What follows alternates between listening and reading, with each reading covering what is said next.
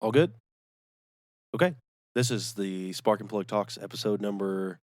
We don't have Jared here, 11. so Yeah, we don't have Jared here. Jared's a working 12? man. Somewhere in No, there. Kenny was 10, so this is 11. So we're at 11. Yeah, this is 11. we're at 11, and we're with the magnificent and the amazing and the very talented and the makes me feel things I've never felt before, Troy Allen. Woo-hoo. Thanks for coming out, man. I really appreciate it. Yeah, thanks for having me. Oh, dude, it's Troy just got done performing some really, really amazing songs. We threw around a bunch Jeff of Buckley-ish. Yeah, we threw around a bunch of names, but yeah, Jackson Brown and Jeff Buckley and James Taylor and but here we go again. We were just talking about not putting anybody in a box, but we're already naming a bunch of artists that he kind of think he sounds like. I'm sure he's beforehand he was giving some really good hot takes. I hit record real fast. But Troy, man, why don't we start before we dive into what you played for us? Why don't we start with like maybe your musical foundation, something like that? What'd you start? What really got you into music, and you were like, man, I need to do more of this shit? It was a total accident. As sometimes amazing things are. Yeah, I grew up listening to a lot of really good music. We used to have this. We'd go on these long trips. I was like, 7, 8 years old, and my dad had this CD that was like a songwriter compilation CD. Oh, sick! Like RCA would make get in the mail. Yeah, or something. yeah, no, totally. And it had James Taylor, Jackson Brown, Arlo Guthrie, Joni Mitchell, Joan Baez. Like it was super hip. And I remember that we burned a hole through that thing. And then on the way to school every day around the same time, getting ferried back and forth, we would listen. My dad had this is probably a little bit before that actually, but he had a cassette that was a Sweet Baby James. Nice. And we'd listen to that every day. Wow, yeah, dude, that's a great. Mine's like awkward. Like I can't say as proudly because what I listened to every day was just like Paradise City. That was fantastic. My dad had the same thing. He had like it's hilarious because he's never been a sports fan of really anything, and he had a little Steelers CD case that he was. I remember that. Yeah, he was just like, oh, Steelers, and he's like, he had shit, man, maybe 30 CDs in there, and they're all like late 80s, early 90s, any kind of music that was popular then, mainly grunge stuff, but a lot of some pop stuff and everything, little bit, just a twinge of country. But he had, that was what was on rotation constantly. It's like I'm like incredibly intimately familiar with Live's Throwing Copper album, just because I've listened to that whole thing on repeat like dozens of times. But yeah, man, I totally understand what you're saying. It's just you wear those things out in the little tiny car that you have, and it's just the CD player. Auxes weren't around, and it's just like play. Oh, yeah. Play. It's funny that you brought up the bands that you brought up, and we're like making that comparison. Okay, so I talked about the early musical kind of education and what I dug. We listened to everything though, like a lot of singer-songwriter stuff, a lot of 80s stuff too. Yeah. 70s stuff like Earth, Wind & Fire. Oh, hell yeah, man. Heat Wave. What a beautiful musical. Marvin Gaye. Oh, man. Al Green. So it was really well-rounded. It's no surprise that I ended up playing bass and writing songs because it's kind of a blend of everything I listened to. Oh, right on. Yeah, you had said you played bass in church. Like, is bass your original, your kind of OG instrument? Yeah, that was the first one. I told you I fell into music on accident. I had friends that, I'm 10 years old. I get a phone call one day, and one of my buddies asked me to join his band. And at 10? Yeah. Hell yeah. In the third grade. That's pretty punk, man. That's pretty awesome. And I was like, yeah, fuck yeah, I'm going to join your band. That's great. And at that point already, music was this, it always has been just this kind of safe haven for me. For sure, man. Yeah. I think the first couple bands I remember falling in love with are so funny. When I'm in the first grade, my mom bought me Hybrid Theory, Linkin Park. Nice, fantastic. yeah. So fucking good. I still listen to that. Have you bought that 20th anniversary Meteora thing? Has splurged on that? Is Hybrid Theory the one with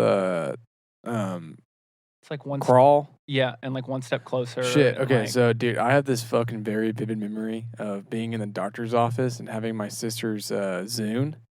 Yeah. Remember Zunes? I do, And it had a hybrid theory on it. And I was blaring Crawl, and my mom being like, "Will you shut up? Like, this is so loud." But I thought I was so edgy because I was blaring fucking Crawl in my headphones. So I played the shit out of that fucking album, dude. It's a phenomenal album. That's another one. Actually, my mom had instead of my dad's Steelers CD case, she had like just a little leather one, and Hybrid Theory was in there. So put that one on repeat too. I don't know what the record was. I think so. First grade was Hybrid Theory. Second grade, I was obsessed with Nellyville. Oh, perfect! So good. Holy shit, dude, we were the same. And it was that, and then that's funny. Around that time, I started listening to AFI because you remember we had TRL back then, right? Miss Murder, like AFI? No, so this. Oh, like the actual channel AFI. It was either, I think it was before that Silver and Cold record came out. It might have been when they had the record before that with like Total Immortal and like. Yeah. But that shit was dope. We'd be in the computer lab, and Yahoo Music used to have music videos on it. And so we'd hop on there, and they had KJ 103. Are you serious? KJ103.com. I used to get on there. I used to watch Green Day's Holiday. The live version of that. I played that on repeat, dude. Did it take like 20 minutes to fucking load? That and Missy Elliott's Lose Control music video. Dude, God, Missy Elliott was so good. I fucking love that music video. That music video got me so crunk, dude. Was that back when they still filmed videos that looked like they took part on like the inside of a cheese grater? Yeah. Yeah. You know what I'm talking about? Yeah. Yeah. And everything was like, and if it wasn't that, it was like in a yellow filter. Like everything was like looked like the like Breaking Bad Mexico nostalgia. Version shit. Yeah. You know? It when the early 2000s movie that's like in the Eastern Bloc. Yeah. Yeah. Well, what was third grade? Third grade was Blink-182, Take Off Your Pants and Jacket had to be the record. Perfect. Yeah, perfect. Can still sing every word. And that was the one you joined when you joined the band. Yep. Were you guys doing those songs? Oh my God! We're the kids of America, dude. This was the heyday of that genre. So like, you know, your favorite record company like Fat Records with like NoFX and Propagandhi, or like can't think of the other one that had like Early November and like Finch and like Sugar Cold. All those, they have all this live stuff. It wasn't just bands with CDs and T-shirts. It was like you'd put on like a thing from their like you'd pop something in your DVD player and it'd be like live footage making of the record. Like you could really dig into a band. That back shit then. is so cool, dude. Is so cool. Yeah, totally. Big Head Todd just did something like that, and Big Head Todd's so good. Never been like. I think when I was 15 or something like that, my grandpa's a huge Big Head Todd fan. When I was like 15, 16 or something like that, we're sitting at his back porch and he had a little TV and he was like, I'm going to watch this shit, you know, plugs it, whatever, and pops it into it's a TV with a little CD slot on the side or whatever. That was like real amazing for the time or whatever, you know, pop it in there. And it was just them in the studio. Just, you know, it's like half actual, a legit film crew, and then half of it's just like that grainy foot where someone's like, and then they're just, you know, we're at the studio, and then they're like out front of some landmark, and then they're like giving a thumbs up and shit, and you're just like, that is the coolest fucking thing I've ever seen. Yeah. There's something intangible about it, that's for sure. It's weird how much perspective changes, because I can remember being like young and watching that kind of footage like that and being like, man, like all these guys in these bands, you just like when you're 10, you're like, I want to hang out with those guys. I want to do that. That looks so cool. And then you're like 25 and you're like in fucking New Mexico and it's like 105 degrees outside and you're waiting outside a honky tonk with your fucking jazz bass in your hand. And you're like, I want to go home and take a fucking nap. This fucking sucks, man. It's like when you play Guitar Hero 2 and you play the opening where they're all playing like the friend's house and shit. And you're like, that is so cool. And then you actually play a friend's house and you're like, then it fast forwards to after the show, and you're all like wrapping cables at like 2:00 in the morning, and you're like, "This fucking sucks, man." Yeah, some guy threw up on like right where your pedal board is, and it's slowly leaking onto it. Yeah, everybody's kind of like everybody got like 8 or 10 beers deep that show, so now everybody's coming down from it, and you're just like, "Fuck, dude, this like fucking blows." Horribly relatable. This is fucking awful. Keeping the spirit of why you do what you do is so important because of that, because it can be so monotonous, right? But we'll do it again. Yeah, we'll fucking do it again. We're gonna do it again. Yeah, it's not some sense of like, it's not like, because people could hear that and think like, well, I get up and go to work every day, but it's totally different. It's totally different. It's a high and maybe not even a high. It's just like a beautiful floatingness. Just something about cutting your teeth on that shit. It's just amazing. It's like that Fugazi DIY shit, where you're just like, this is kind of cool. Like, it sucks ass, but like, this is also kind of cool that we're able to do this. Well, like, it's kind of like, everybody's got to get their comeuppance in a way. Sure. And it's like, if you see somebody rocket to quote unquote fame or whatever, millions of people know that person. It's like, it's almost bit of a personal attack when that person hasn't paid those dues, I disagree. Really? Yeah, I'd love to hear it. Some people it takes 5 years, some people 2, one person 1 year, some people 30 to connect those dots. Yeah. Whether that's with a fan base or like a geographical location, or whether that's that honesty that we're all shooting for, right? Mm-hmm. They used to bug me, when I would look at some of my peers and be like, man, they just instantly did it. So what? I used to be really opinionated about it because I can remember being like 10 years old doing it, right? Mm-hmm. I'm like, man, you got to do it for fucking 20 years and fucking, right. You got to drag your fucking Ampeg 410 through the fucking snow. No, I'm happy that anyone finds joy in it, Yeah, I think that's a much better perspective to have. Well, I think it's just healthier. Yeah, the opposite. I know what it feels like to be kind of like grumpy about it, and it's like I don't feel good being grumpy about it. Right? Yeah, and it's not very honest. Like being in Norman, you get to see so many. I'm seeing so many new bands come up right now, and form, and that these younger kids, and some of them don't have a whole lot of stage time under their belts, a couple years, and you couldn't fucking tell. Yeah. That's true. That's a good point. You can't tell.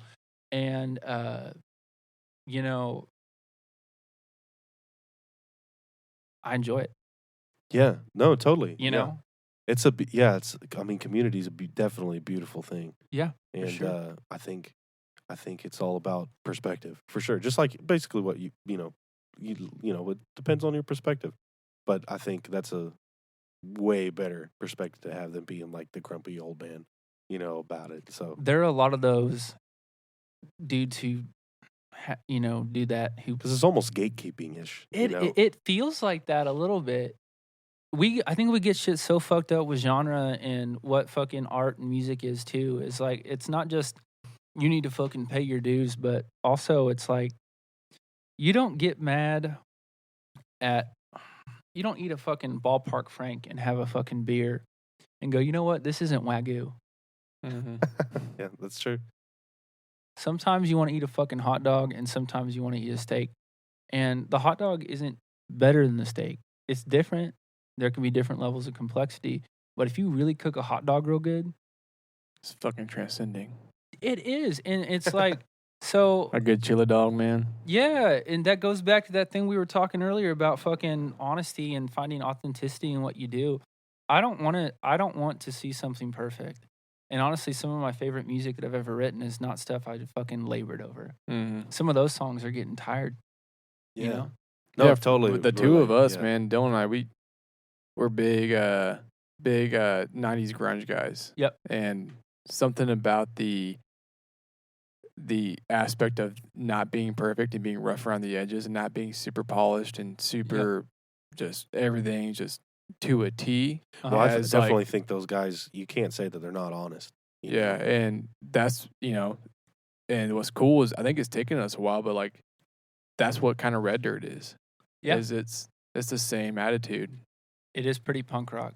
And we were always like, man, fuck, dude, let's go to Seattle, dude. That we want to be, although the scene is already gone, but we had one up the road up in Stillwater. That's kind of the same way. And that's how we kind of like work through the studio and just through the bands we're in. We're very much like, we want to be as good as we can, but we don't want to fake anything. Sure, dude. Okay, so I think if being super polished, and I have friends that labor over what they do, if you can do that and it comes to you without, it doesn't feel forced, fucking do it, right? Mm-hmm. If you can. I think it's a lot of, and it's like you talked about before, it's a lot of practice before you can get that feeling down of, am I forcing it or am I not? Yes. Yeah. Because I'm in the same boat that you are. I'm kind of like just getting to the point where I'm playing stuff, writing stuff, where I'm like, I'm not making myself write this. Like I feel that this is what I should play or what I should write. Sometimes, if your ear can hear the next chord, reach out for it, take the time to reach for it. But if you sit down with a guitar in your hand and you say to yourself, well, I have to write a song with all these chords in it, you've already shot yourself in the foot. Yeah. Right when you want to hear, and that goes back to the thing about being polished or unpolished. There's a fine line between striving with care, attention, but also kind of an ease, and then striving with care and attention, but that fear of like, if this is not perfect, it's not, I've got to get it. That like unnecessary pressure people put on themselves. Yeah, and it's so dumb because I think what we do is kind of like fucking ice cream. Like they're all food analogy. Yeah, I love it. Hot dogs. we're doing. Dude, people come and hear us, and for some people, whatever the fuck we're doing, I don't know if it's the fucking time or the lyric or what, it resonates real hard with them. But other people, it's like, okay, that was nice. That was ice cream. We're going home. Yeah. Right? Mm-hmm. Yeah. But it's so fucking important to us, right? Yeah. So I don't know. That perspective makes me feel better. Yeah. No, man, yeah, you've got, I mean, obviously you put a ton of forethought into what you're writing, into what you're doing. And man, there's an overall positive outlook on everything. Yeah, it's a really beautiful outlook because it's like, feels like you've come to some hard truths and then realized, hey, wait a minute, not everything needs to be bad. Yeah. Well, and most of it's just come from banging my head into walls. Yeah. I've tried the thing where you try to be perfect. I've spent 10 hours a day writing.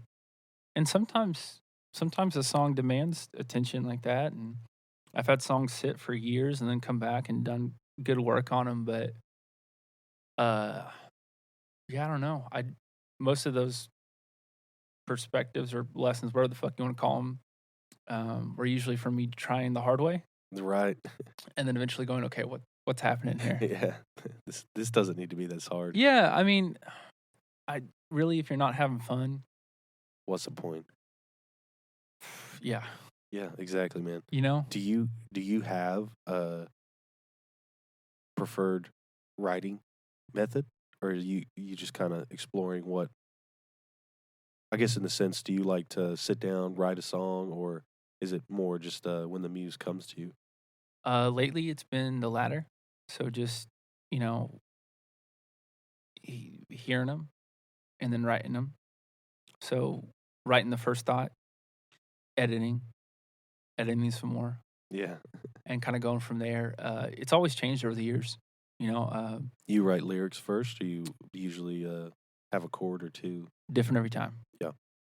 So I've have song, that Saccharine Sweet song I played. It started out as a writing exercise. I just started writing a poem, Yeah, that's a saccharine. And I'm saying it right. Yeah. It's elaborate on the title. What is saccharine sweet? It's like betrayingly, it's not like, bitterly, but like bittersweet. Yeah. So like too sweet. Yeah. Like, okay. That's what like sweet and low. Like you put 1 Splenda in your coffee. Yeah. Back to the food analogies. And then you put 3 and you're like, fuck, that's too sweet.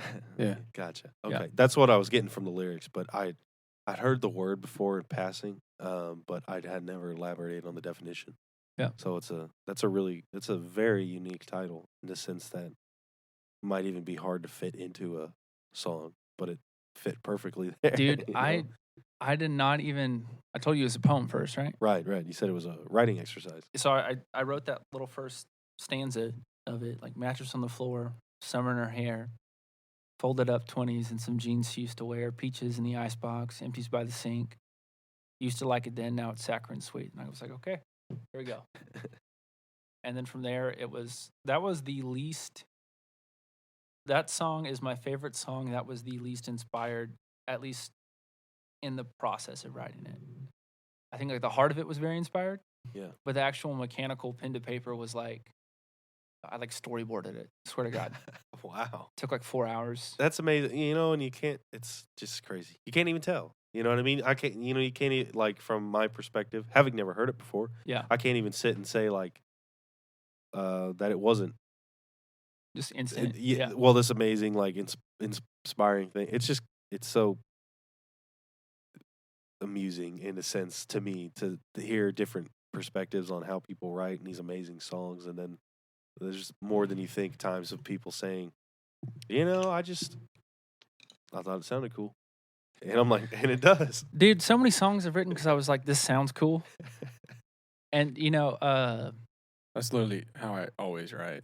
I don't think I'm smart enough to, like, sit down and storyboard it out. I'm just like, this sounds kind of cool. And so I just roll with it. And then I'm like, this kind of sounds like this one part in this other song that I know. And I like that. Mm-hmm. And that song, I like the bridge version in that song. So I'm going to put that bridge in this song. Yep.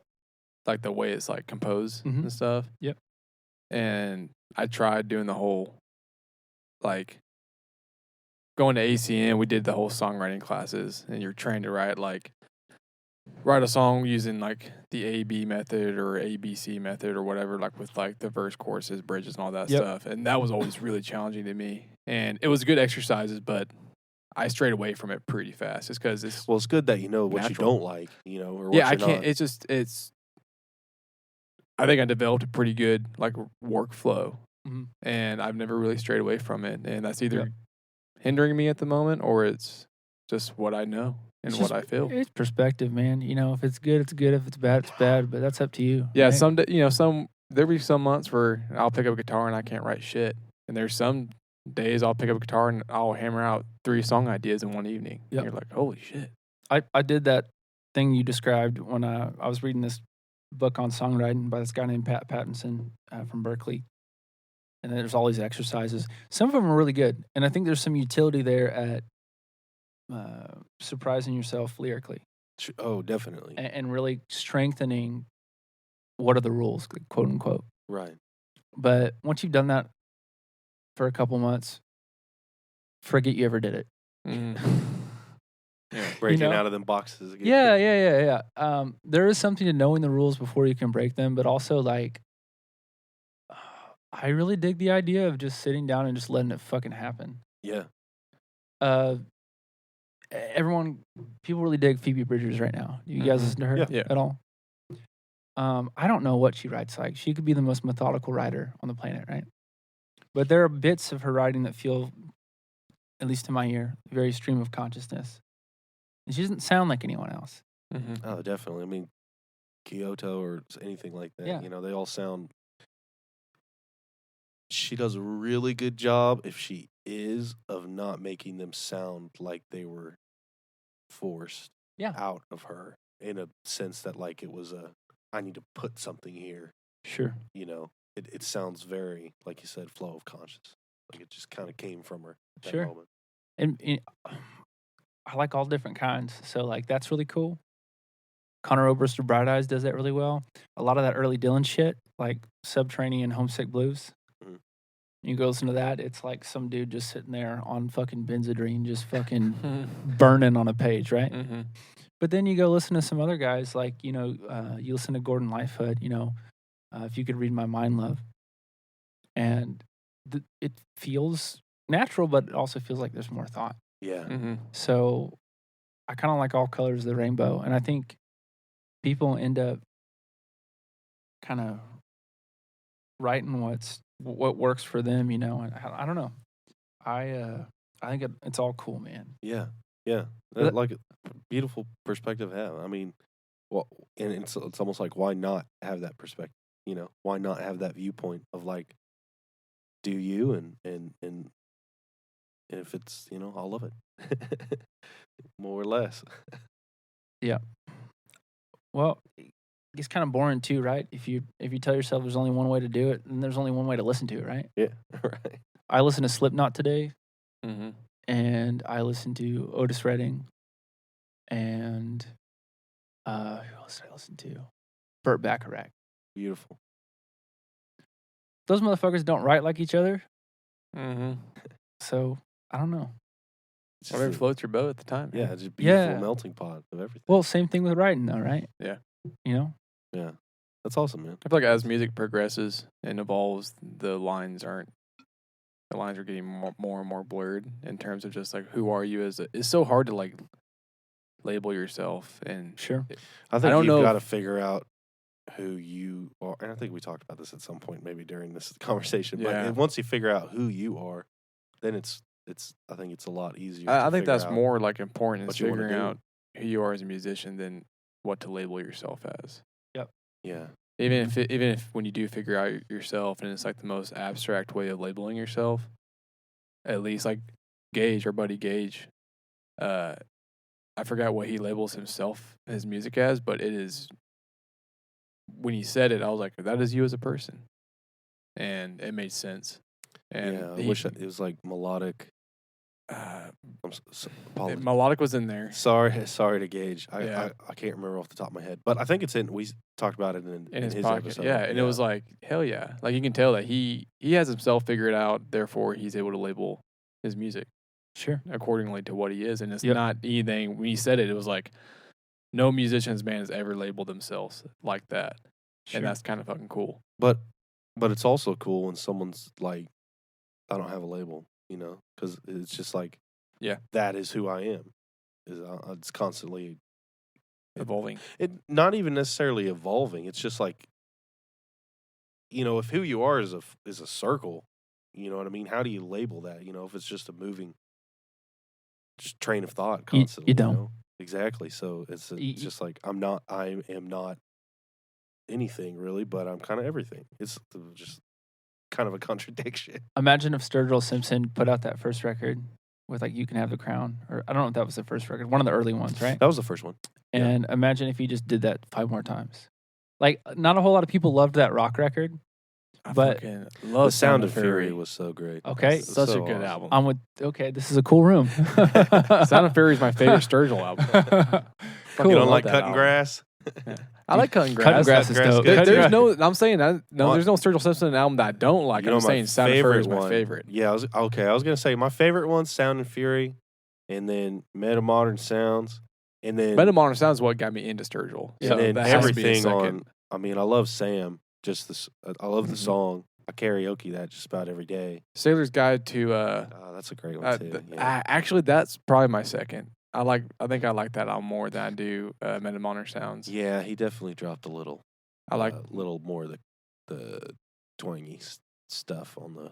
I feel like Sailor's he Guide. touched on his birth, like his first child being born, and he touched on his wife and stuff. I felt like it was a lot more like, this is who Sturgill Simpson is as a person, and I dug that album a lot. Yeah. It's really cool. But Sound of Fury is fucking awesome, and not a lot of people did not like that album. That's people's fault. Yeah, for real. You're missing out. I didn't fucking like them when they got a band. Oh, fuck you. Dude, I think, like, if you're Sturgill and you're writing all those records and you're changing, and it sounds really cool if you don't, like, I think there's something to having a direction of where you're going, but if you put yourself too much in that box, it's gross, and everyone can fucking tell. Mm-hmm. We're doing the rock record. You know, that's weird. You know, you talked about knowing yourself as an artist. And I've got this peek behind the curtain with some of the folks in the industry, and I don't know if it's a hindsight thing, but I think knowing yourself is important. But if you figure out what that is and you use that as a brand, and it becomes really cut and dry, it might be really smart monetarily speaking, but that's kind of a hole you can't get out of. Yeah, I was gonna say, man. You know? Then you're forced to be that. Yeah. For pretty much ever. Yeah. Or you're at least recognized with that for pretty much ever. Like, it's hard to shake. You know? Well, let the people who listen to your music and the fucking critics and magazines and, you know, like those are still relevant. Anyone listening, I didn't mean that in a slight. He'll still be in your magazine. Yeah, I will. God, please call me. Email me, whatever. Skype. People don't do that anymore. Everyone else can figure out what the fuck they think you are, and it's gonna say more about them than it is about you. Yeah. Definitely. You know, people try, like Bob Dylan, right? We talked about Bob Dylan earlier for like a second. So many people have tried to put that guy in a box, and you fucking can't. Yeah. Said good records, some not so good to some listeners. But I don't know. I don't think he cares. I don't think he gives a shit at all. Fuck no. No. It's like when Pearl Jam went through their whole from like the mid 90s to the early 2000s was the really weird Pearl Jam shit, and they lost a lot of fucking fans off that. Yeah, and they were fighting with Ticketmaster. Yeah, but once you gave it time to settle down, like all the fans that actually meant something to them, those are the fans that stuck around, and those are the fans you want. Yep. And there's some shit like fucking No Code. That's a cool ass album, and Yield is a badass album, and those were all considered at the time like, man, Pearl Jam's really going downhill. Binaural and Riot Act. Man, Binaural is super cool. Like Of the Girl album is such a cool song. It's such a really creatively written song. Dude, on all of them. Everyone wants to fucking have that hot sound that's theirs and be unique and authentic and fucking do something no one's done ever before.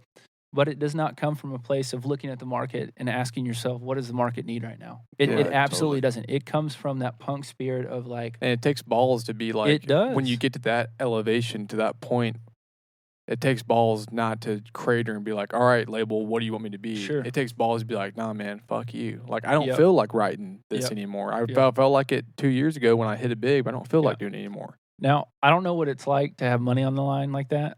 And have like a big fucking that could change a lot. And have a mortgage, yeah. So I'm gonna hold my tongue a little bit there. I've not been put in that position yet. You fucking sellouts. When there's like $2 million on the line, then you're kind of like, oh shit. I mean, I could do another album that sounds like the first one. Fuck, I don't know. At that point, it just goes, what am I doing it for? You know? Yeah, exactly. It's easy to say it from the outside, but I would like to think that future Aaron would stick to his guns. Oh yeah, it's well, and perspective is such like because you think of all the other artists, bands that have done that, and you look at them and you're like, I definitely don't want to do what they did. It didn't work out for them. It's kind of like Weezer. You know what I mean? They had that. They recorded the Africa song, and it like blew up. It's like their highest charting fucking single since they released their second album and shit. Yeah. And now they just put out music that, like, in River Cuomo said in an interview, he was like, well, we just kind of put it out because we didn't have a lot of say in, what we recorded it, though, and I was like, damn, dude, like, shit, man. It's like the Beverly Hills effect. Yeah, seriously. Seriously, dude. After Pinkerton, it just it was a weird downhill slide for Weezer. I think they just got in a bad deal. But they're a band that did the thing we just described, though, right? They're just a bunch of fucking nerds who wrote really weird music. And given the context of when they came out with those like initial records. Oh yeah. Look at everything else that was happening musically. Dude, no other band sounded like Weezer. No. It still doesn't sound like Weezer. Weezer is one of those. I mean, the Blue album is one of the greatest albums, not just of the '90s, but of all time. Because it's like every single song is really good. Yeah. And Weezer's cool as fuck. I like Weezer a lot. Yeah. Me too. They just, man, it just like in the past, yeah, dude, like 6-7 years, just the stuff they put out feels so much like they're reaching for something, you know? Like, we got to reach this younger audience. Like, it's like a weird catering thing of like, okay, this song's going to be about really missing your dog. And we're going to include like strange references to modern culture that would only be relevant to someone within the age range of like 12 to 16 or something. So like, it's just like really strangely forced material that, anyways, it that's just one example of a band that, you know, I think they're doing what they know to be right, and there's nothing wrong with that. But I just don't know if I'd go down the same path. It's still good though. Like that Dude, that Toto cover? No, hell yeah, I like the song. I'm just saying, I think it's that song has pushed them into a like. Do I think they should have released like 2 albums of just covers after that of songs like, you know, Take On Me and stuff? Like, love the song. Mm-hmm. Don't think that you needed to do that, but like, because you came out and said, yeah, we didn't really want to do 2 albums of covers, but we didn't really have a choice, you know? Kind of like, yeah, maybe don't, you know? I'm sure like the people that you're with now, if you drop them, someone else would pick you up, you know? But hey, I wasn't the one making the decision, so what can I say? If I had that much money, I would just do it all myself. Yeah, no shit. Like, for real. Like, you know, obviously you can't wear every hat, but you'd outsource it, right? Right. Totally. You know, and it might just become a thing where it's like, this is a paycheck to them, you know? It's, at that point, maybe it's just a job to some of those bands, you know? Maybe they're just like, man, you know. It's almost like a scary thought, though, you know?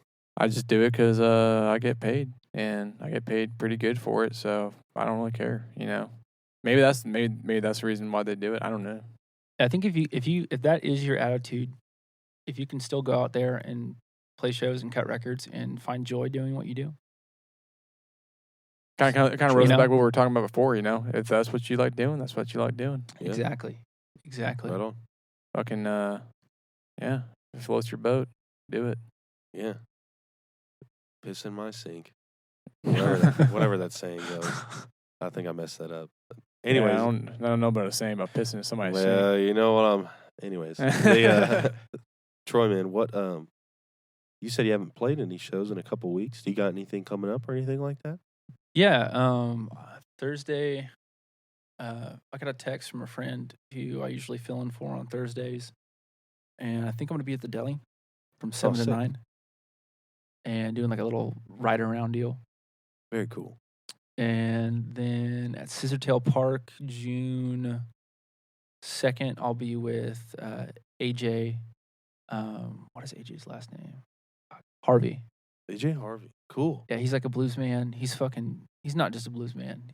He's fucking awesome. He's like, he's really into like John Mayer and like. Does he have 3 pedal boards? No. No, I'm just playing. He has one. He loves John Mayer and Eric Clapton and Stevie Ray Vaughan. Does he play a Strat? He plays a Strat, and he does it in the best way possible. Like when you hear that, there's all these connotations you have, right? Yeah.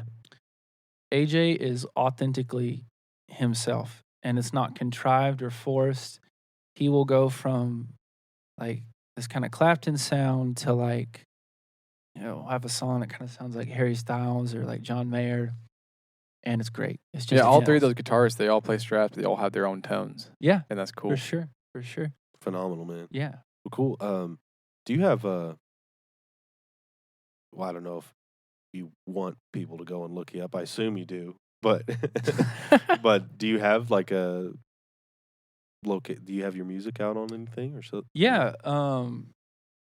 You know, I used to just post everything on like socials and had a bunch of music, and I got rid of all of it recently to kind of reformulate. Oh man, what a beautiful, fresh, clean slate. It did feel really good. It was scary at first, and I had all this music up and was like, I don't know what to, Yeah. Mm-hmm. And once I did it, I was like, okay, now we can. Breath of fresh air, man. Yeah. Yeah. But usually, my Instagram is Troy Allen Music. It's TROYALAN. TikTok's the same. I have more stuff on YouTube right now. So very cool. Troy Allen Music. And then I've got a Bandcamp. It's the same. Oh, sick. Yeah, I'll make sure to tag you on everything okay. that we post. And I can send you stuff too. Oh, yeah, dope, cool. Not a whole lot of my own music online right now. That's been. We can talk about that here in a second. But sorry, I just had a brain fart. No, good. It happens to me too. I've got a song that I co-wrote with my buddy Wyatt Flores out of Nashville, called "Way Back Home." Oh, very cool. Man. And that's on. You can check that out on Spotify if you want to hear something I've written. Dope, sick. Yeah, I ain't singing it, but well, man, yeah. Well, hey, that's not a bad guy to be singing it either. He's really he's playing a lot of shows, dude. Man. It was. I met Wyatt like a year ago, maybe a little bit more than a year. But it was really funny how it all worked out. So the end of 21, it's like December, I go up to the Hunt Club in Tulsa to play the Seventh Day Rebellion. It's like a group of folk singers, country singers, that's Red Dirt, that kind of deal. And I ran into Lane Hawkins, who plays with Caitlin Butts. Yeah, fiddle master. And we're sitting there and just sharing a beer and talking. He goes, "Hey man, I heard you play bass." And anytime someone says that to me, I always kind of wince because I'm like, oh, fuck. What are they about to? Like, yes, I need the money, but please don't fuck. I don't want to play this fucking I need game. you to haul your 4x10 and play. Yeah. On top of a shipping container. Yeah. Fuck. And he goes, hey, I'm playing with this guy named Jeremy Studdard, and he needs a bass player right now. He's kind of in between bass players. His old bass player, Eric Walls, ended up moving over to Caitlin full time. And so I go down to, I think it's Blanchard, to go for this Jeremy Studdard rehearsal, and he's fucking great. Y'all should check him out. He's yeah, we know Jeremy. He's very country, but Jeremy's very Jeremy. Going back to that authentic deal. But I'm at the rehearsal, and there's this little scrawny kid. He doesn't look a day over 18, and he's got black hair in his face. Still looks like that. Looks kind of like it's like the Beatle kind of mod haircut, and he's just chilling there.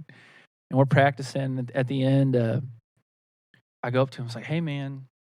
I heard you sing. I write songs. Let me write a song for you." It was just like that. I'd never done that before. Did not have the confidence at the time to do it, but I asked anyways, right? And a couple months later, I'm still playing with Jeremy a little bit. I was with him for like 6-8 months. We got together at that same rehearsal location, and me and Wyatt wrote Way Back Home, which ended up cutting. And we've written Sleeping Dogs we wrote together. Yeah. Which I think was my favorite one. He's got a song called Half-Life that I think he's going to cut.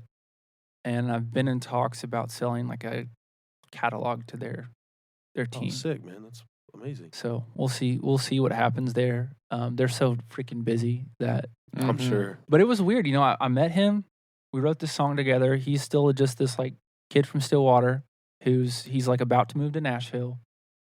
I remember the night we talked about it, and then before I know it, he's in Nashville. He's getting big rights, and he's like doing little opening gigs for Drayton Farley. And this is like a year later, maybe. I go to Pony Boy to watch him play, and he goes, "Hey man, what are you doing tomorrow?" And I go, "I don't know. I just finished a second Red Bull. I wanted to go home and write." Mm-hmm. And he goes, "You want to go to Nashville?" And I was like, "Yeah, I want to go to Nashville." And we flew out that next day, and wow. He played at the Whiskey Jam for the first time with his band, and I think they've played a lot there since. And I came home the next day, and we had that December. I'm pretty sure I'm getting this timeline right. That December, so it was December 22. We did like a writer's retreat with his team. So like Wyatt, Andrew Sevner, all the folks over at Curbword out of Nashville. And it was like 4 days of writing music. And that was like the biggest foray into that world I'd ever taken. I wrote some really good songs there, including Sleeping Dogs. And dude, it felt like he's one of the fastest growing artists I've ever seen. He just does Wyatt really well. But he's got one of the hardest working, smartest teams behind him. And these are guys that haven't been in the music industry for 30 years, but they're working with people who have. Mm-hmm. And you're referring to like his management team? his team. Yeah. I mean, they took what was a really nice initial success that other artists would have just ridden out for like 5-10 years. Mm-hmm. And they just fucking put a bottle rocket underneath it. Yeah. And man, he's playing literally every festival in any way he can relate to. Every single one. I'm really proud of him. So I played that. I'm gonna circle back around. I played that song for y'all earlier, "Sweetest Mistake." I wrote that in December at that writers retreat, and it's about my wife, who I'm now divorced from. And right when Wyatt's picking up steam, this whole thing's happening, right? And I'm sitting in my car on the worst day of my life. I'm crying like a kid. And Wyatt sends me a text message, and it's a video of him in blue lighting. He's in Fort Lauderdale, opening up for Willie Nelson. And it's him singing my song Half-Life, the song we wrote together. And yeah. It's crazy how life works. It's so weird. You know, this is one of the things I didn't know if I was going to talk about or not. But, you know, me 10 years ago, that day, that moment was that would have been everything I ever wanted out of music. And it was great. Still really cool to happen. It's a cool story. But I don't think that's what makes it important. Yeah. Watching, you know, Wyatt do really well and hit all the stages he's hit is fucking awesome. Yeah. He deserves every bit of that, and he works his fucking ass off. For sure, man. And I love like watching my friends locally just kind of branch out and get bigger and do cooler shit. But at the end of the day, whether you're playing down the street at the fucking hole in the wall or you're playing for 3,000 people, I think it still goes back to kind of what we were talking about earlier. Does this make you happy? Mm-hmm. Are you finding joy here? Yeah, man. Is this who you are? Like, is this honest? You know? Yeah, and it's really important you ask yourself those questions, because otherwise it's just going to build up in you like some kind of fucking pissed off toddler or something. Yes. It rears its ugly head. Well, dude, I've definitely experienced that as a writer and performer, where it was like, I think it always happens before I end up writing my favorite songs I've ever written at the time. It's like, you know, you find a fucking rut musically, writing wise, and you're like, this is it. Right. And then one day you wake up and you're like, I'm tired of wearing this fucking hat. Mm-hmm. Yeah. And then you get honest, and that's where the magic comes. Well, fuck yeah, dude, man. I know it's a lot. It's a lot. It's so a. There's a shit in there's this, even man. there's even Go more. Back and listen to it. There's even more. There's more I could say there. And I know it's a lot. Man, we'll have to come back and do a part 2. I'd love that. Well, also, okay. Otherwise, Buzzsprout's only going to give me so much time to upload monthly, so I've got to cut it off at some point. But Troy, man, I appreciate you so much coming out. Yeah, an absolute pleasure, dude. Yeah, shooting. Thank you for having me. And I know it's always a kind of off-putting environment coming in and somewhere you've never been and playing for 2 guys, but y'all really made it really comfortable here. Thank you, man. No, you really did. Whatever opinion I had about it beforehand, the second I sang the first note, I was like, oh, we're good. Phenomenal. So, well, I'm glad, man. I'm really happy. Well, awesome. And you can find Troy Allen, Troy Allen Music. You can find him on TikTok, Instagram, YouTube, and kind of wherever he is at the time. Playing some shows coming up soon, so check him out. Appreciate all your support. This has been the Spark and Plug Talks, episode 11. Thank you, guys.